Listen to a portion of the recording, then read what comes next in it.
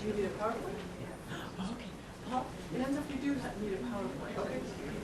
So we can connect it right there? Yeah. Do you want to use your laptop? Yeah. Okay. Oh, yeah. Okay. He was all ready, I suspected. Yeah. Do you have Thank you all for being so patient. power? He's a very popular guy today.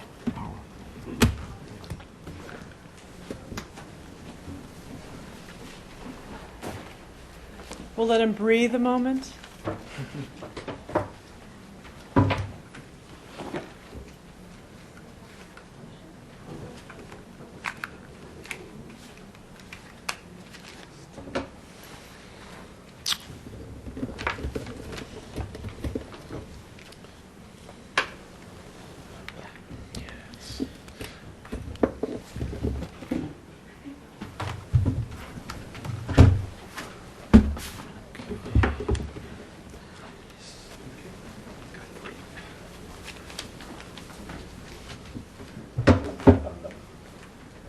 Lorraine, where did you guys just come from?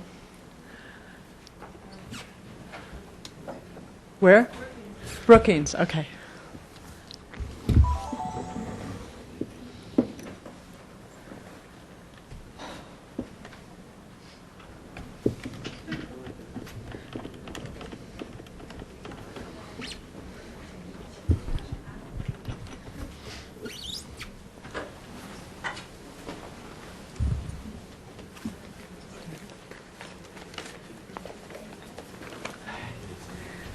Just some water. And the tea will be here in just a second.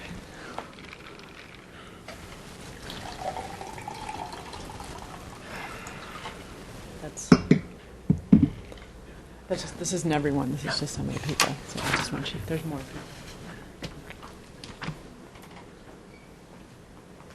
So can I get started just a second? I don't say anything yet, so Okay. give me a second. All right. I could do my intro maybe.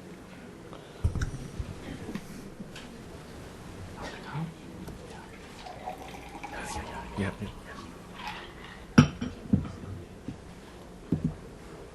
Okay. Great. Okay. Do you know which one? You want to open that up?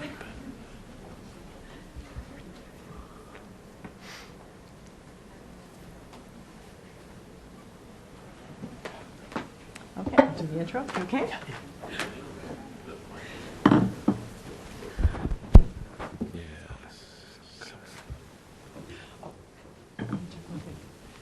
Yu Xiaogang, just so you know, we're webcasting it, your talk, but do you want us to turn it off at the Q&A? Yes, no much more about it. Should I keep the webcast during the question and answers, or turn it off at the question and answers? Questions cut off. Okay, good. Let me go tell Something. It's behind that, yeah. Okay. Do you want to run it? No, just yeah, like that. Okay. Okay.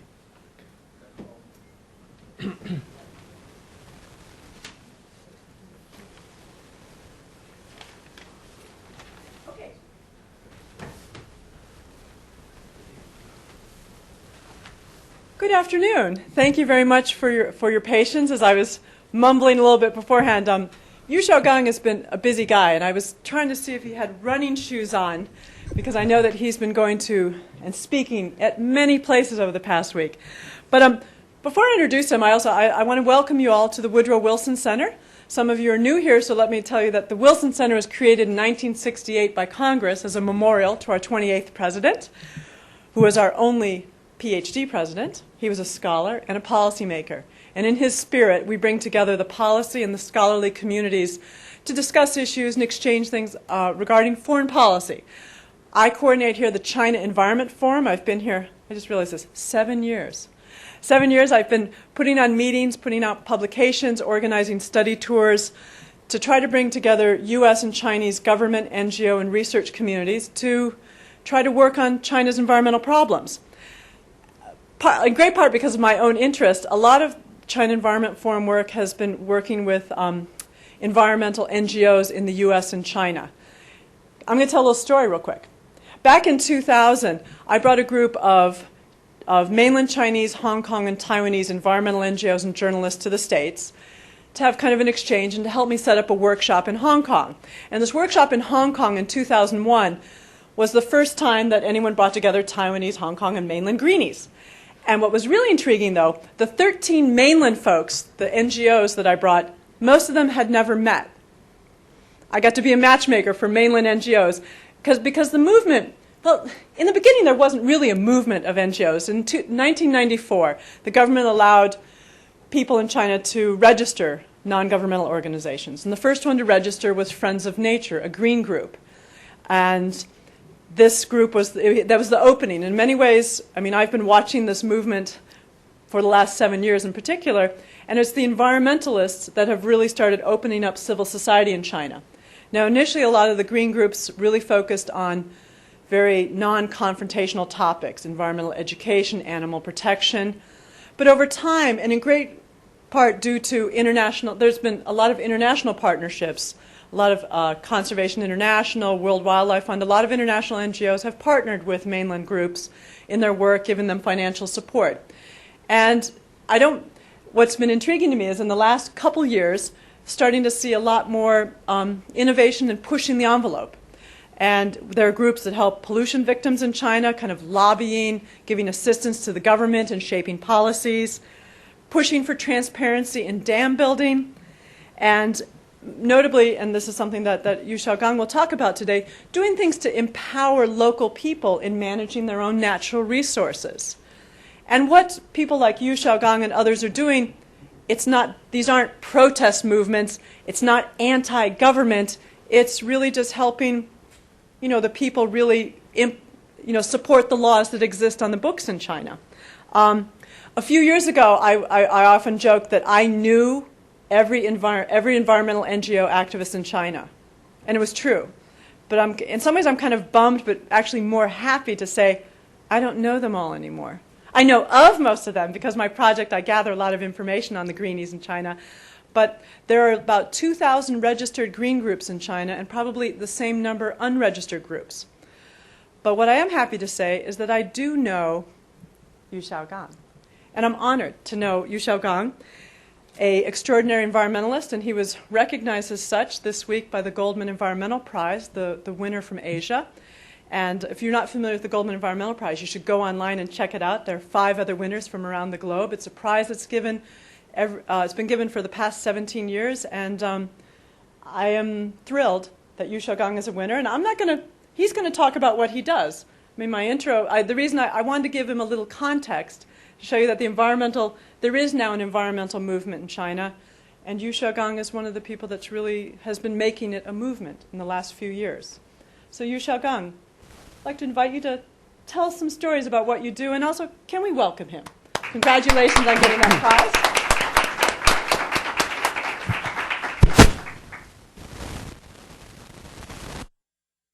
Thank you, Jennifer Turner. Distinguished guests, ladies and gentlemen. Before the presentation, I would like to use 3 minutes to express my feeling there in United States. First, it is a great honor to receive the Goldman Prize. It is also called Green Nobel. And also, I have many thanks to those who give the support to Green Watershed, especially the NGO foundations from United States that I would like to mention some of them. The Oxfam America, the Rockefeller Brother Fund, the Ford Foundation, Ford Environmental Prize, Global Green Fund, International River Network, and also Woodrow Wilson Center.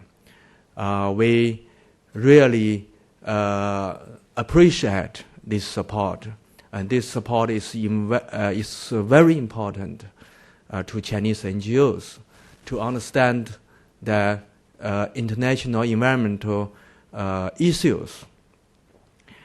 I would also like to thank Chinese leaders who are involved in environmental protection, and to my colleagues in environmental protection and the environmental NGO community. I am also appreciate my colleagues in Green Watershed. We have the same common vision, and so that make me to ongoing the effort in public participation and environmental protection. China, in last decades, really goes through very quick development, also very big pressure to environmental NGOs. And we also see that it takes pressure to make steel from iron, and the pressure will only make the environmental movement and the NGO more stronger. Also, there are opportunity for change, for sustainable development.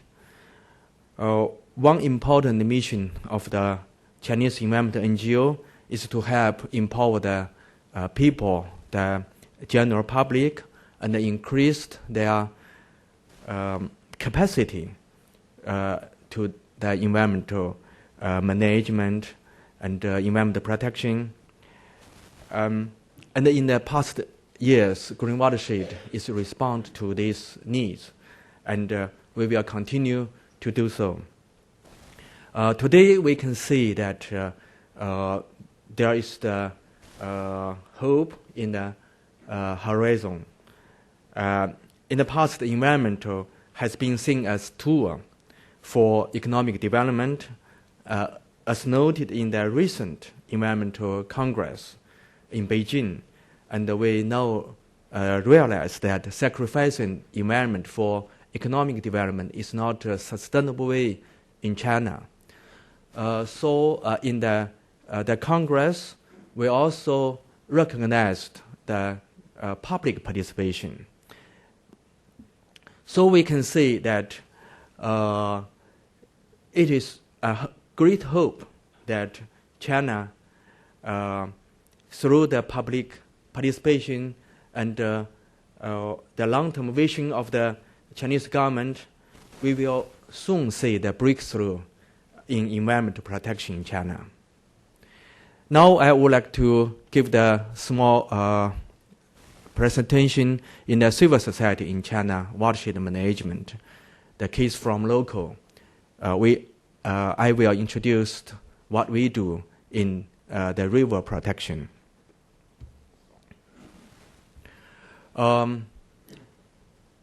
Green Watershed is a registered organization, and its surname, or the official name, is Yunnan Participatory Watershed Management Research and Promotion Center. From here, we can see some Chinese characteristic. We can see the mountain. Also, this is indicated the public, the mountain, the river. This is our logo. Where and what we do and how we do. This organization is located in Kunming. We mainly focused on the Western China watersheds. We promote participatory, sustainable watershed management in China. Our core value is sustainable watershed development, social equality through participation, and freshwater ecosystem protection. We work in the three areas: practice, research, and advocacy. The research includes the watershed area. Of course, we cooperate with janitor tunnel, we do the comparative watershed study in the last 2 years. And we also work on study of the watershed law, and especially on social impact assessment in the watershed development. We do some practice, the local watershed management in Lashi Lake near Lijiang City. And we established the local wetland fishery association, and we facilitated local advocacy for wetland protection and livelihood security. Advocacy and communication. We do advocacy on the social impact assessment. We have a Water Voice Forum in Kunming, and we also established Meikong Information Center. Today, because we have a very short time, and I would like to focus on the advocacy and the communication. The Yunnan Province and the local government and dam company decided to build many hydropower dams in 3 parallel rivers, which is Nu River, Lancang River, and the Jinsha River. Green Watershed engaged in dialogue among the local government, dam developer, and the potential affected people on social and the environmental impact of the dam. Advocate participatory decision-making process and building the capacity for the affected community. This is the World Heritage Area. The parallel river of Nu, Lancangjiang, and the Jinshajiang was nominated by the UNESCO in 2003 as the World Heritage.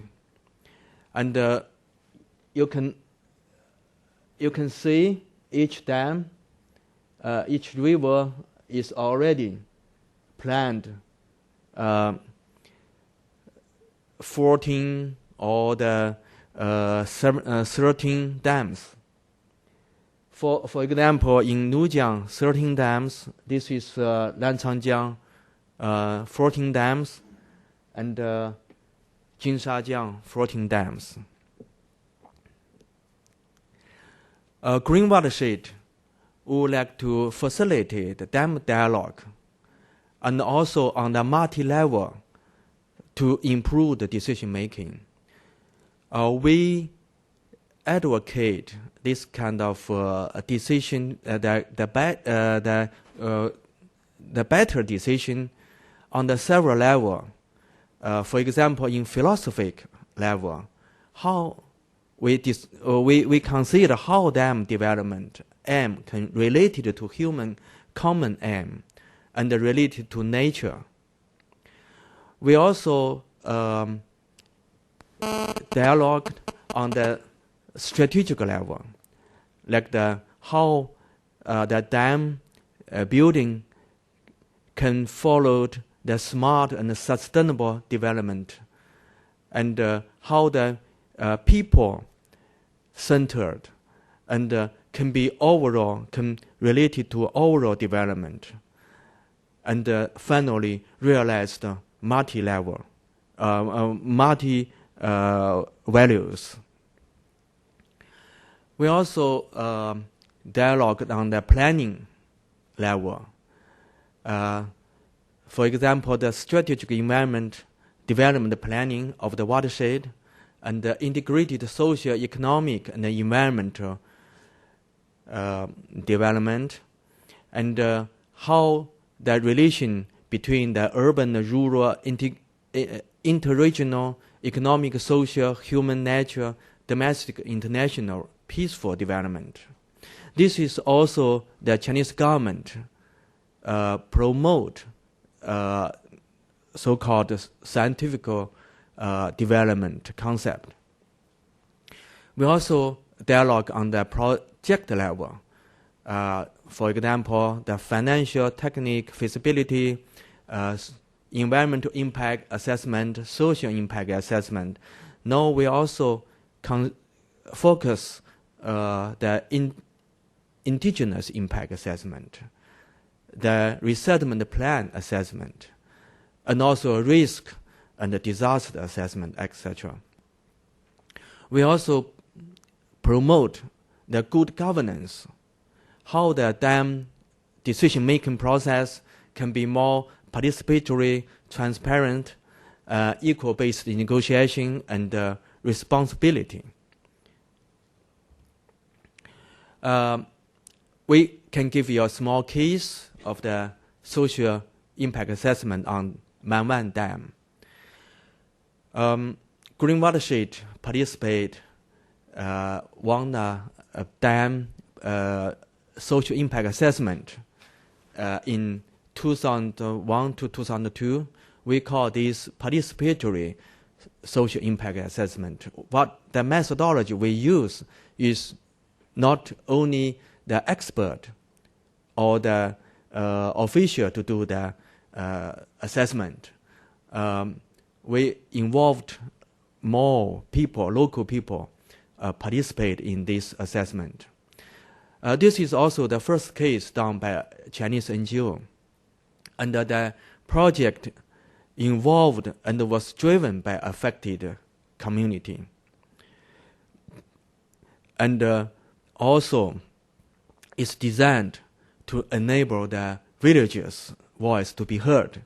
And the local people become the main player in this assessment. And through this assessment, the people increase their skill for analysis and also for their own advocacy movement. After that, we co-organized with Yunnan University has a Manwan Dam Impact Assessment meeting, which attended by the government, NGOs, and dam company in Yunnan. That is just before the announcement of the Nujiang Dam in 2003 August. And then we co-organized with the China Academy of Social Science, the Friend of Nature, etc., a conference on social, economic, and environmental impact of the dam in Beijing to upscale the advocacy for social impact assessment in the political center. In 2004, October, we bring 5 dam-affected community representatives to Beijing, the UN Forum on Dam and Development. We can see this is the highest forum that participated by the Chinese leader. Of course, there are many international ministers and big dam company and experts. And the Chinese government provide additional compensation of the 70 million Chinese yuan to Manwan followed these events. The social impact assessment also become the popular words in decision making in China. What is the advocacy? We see that advocacy is to use accurate and complete information and knowledge to influence decision making, and of course in the acceptable way. The return from this is that civil society and marginalized group will benefit from being able to participate in the decision making. We have formulated all the strategy and the key issues. In China, the key issue is China's water crisis is a result of unsustainable development in watershed. The bad governance process, difficult for participation of decision making and the lack of watershed management skill. And the methodology we use is research existing watershed development and conservation policies of the river. We promote public participation in watershed management, and we also promote dialogue between government, department, academic, NGOs, and the civil society. And we closely cooperate with media, the local and national. We also form the national NGO network. We also advocacy at the multi-level. At the national level, Green Watershed has been promote participatory social impact assessment based on direct experience and the research on the social impact assessment. And we also build network, cooperate with Beijing, Shanghai, Guangzhou environmental NGOs and pro-environmental media, universities.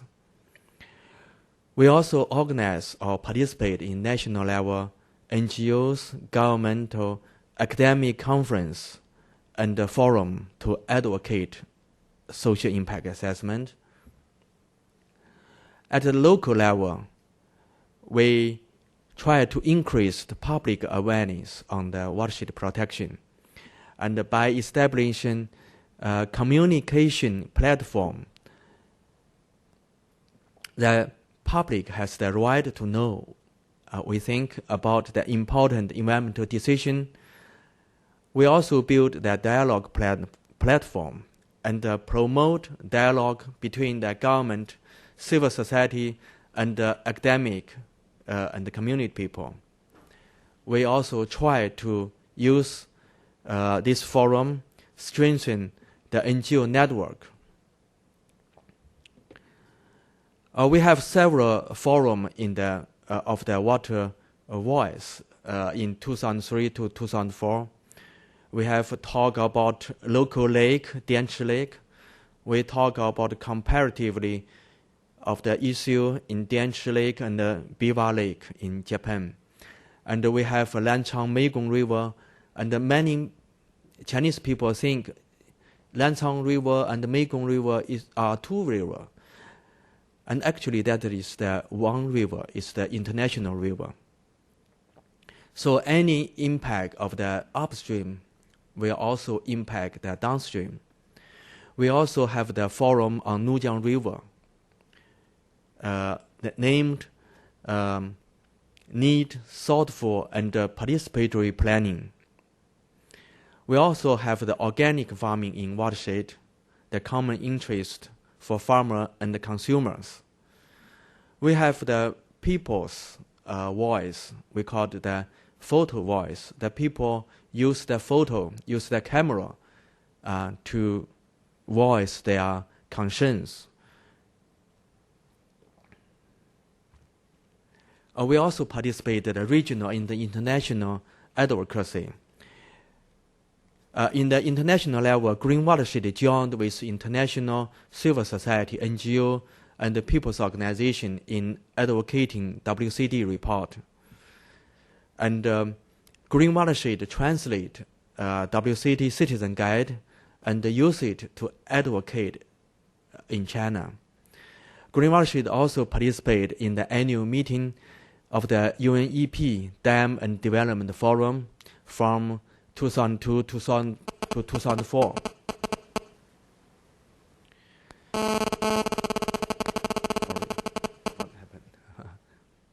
So now I can show a little bit the photos. That is the our forum.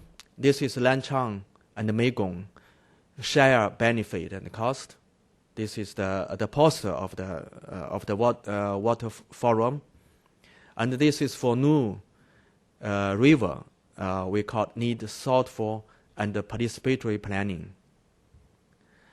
This is the information release on the Meigong dams and the Nujiang dams. We have dialogue and exchange with the university students and public, general publics. And we also have some folk song for Nu River and blessing for Nu River. We have a photo voice exhibition of the Nu River. And there are many students, general public, listen, care, and action. The forum key members include environmentalist, official, student, NGOs, artists, representative of the city resident and the rural community. Thank you.